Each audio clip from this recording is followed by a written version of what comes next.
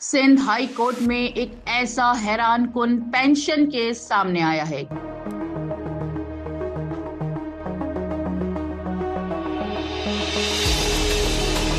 जहां एक खातून को रिकॉर्ड में मुर्दा करार देकर इसकी पेंशन दूसरी अहलिया को दिए जाने का इंकशाफ हुआ। दरख्वास्त गुजार सफिया बेगम के वकील ने अदालत को बताया कि इनके शौहर की 3 शादियां थीं, ताहम नादरा और यूनियन काउंसिल के रिकॉर्ड में सफिया बेगम को इंतकाल कर जाने वाली खातून जाहिर किया गया। वकील के मुताबिक इसी रिकॉर्ड की बुनियाद पर पेंशन पहली बीवी को मिल रही है, जबकि सफिया बेगम खुद अदालत से इंसाफ की तलबगार हैं। अदालत में नादरा के वकील ने मौक़िफ़ इख्तियार किया कि नादरा सिर्फ ऑनलाइन दस्तयाब रिकॉर्ड की तस्दीक करता है, जबकि यूनियन काउंसिल के रिकॉर्ड के मुताबिक खातून का इंतकाल हो चुका है।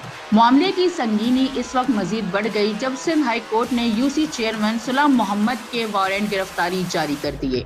अदालत ने यूसी चेयरमैन को आइंदा समाअत पर तलब करते हुए केस की मजीद समाअत 9 सितंबर तक मुलतवी कर दी। अब सवाल ये है कि एक जिंदा खातून को सरकारी रिकॉर्ड में मुर्दा करार देने की असल वजह क्या थी और इस रिकॉर्ड की बुनियाद पर पेंशन किस तरह जारी होते रही। मामले की हकीकत आइंदा समाअत में मजीद वाज़ेह होने का इम्कान है।